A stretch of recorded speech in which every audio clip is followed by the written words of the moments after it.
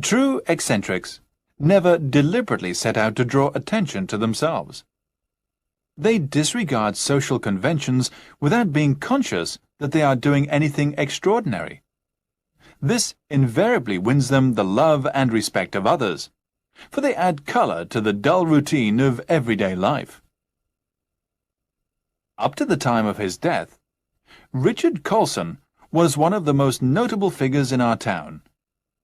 He was a shrewd and wealthy businessman, but most people in the town hardly knew anything about this side of his life. He was known to us all as Dickie, and his eccentricity had become legendary long before he died. Dickie disliked snobs intensely. Though he owned a large car, he hardly ever used it, preferring always to go on foot.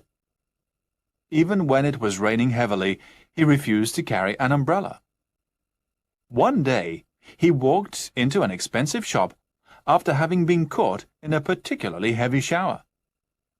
He wanted to buy a £300 watch for his wife, but he was in such a bedraggled condition that an assistant refused to serve him. Dickie left the shop without a word and returned carrying a large cloth bag. As it was extremely heavy, he dumped it on the counter. The assistant asked him to leave, but Dickie paid no attention to him and requested to see the manager. Recognizing who the customer was, the manager was most apologetic and reprimanded the assistant severely. When Dickie was given the watch, he presented the assistant with the cloth bag.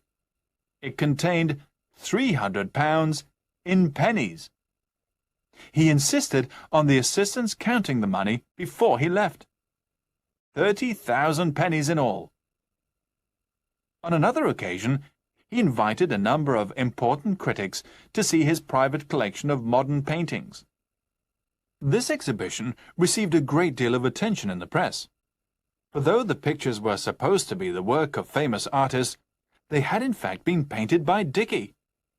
It took him 4 years to stage this elaborate joke, simply to prove that critics do not always know what they are talking about.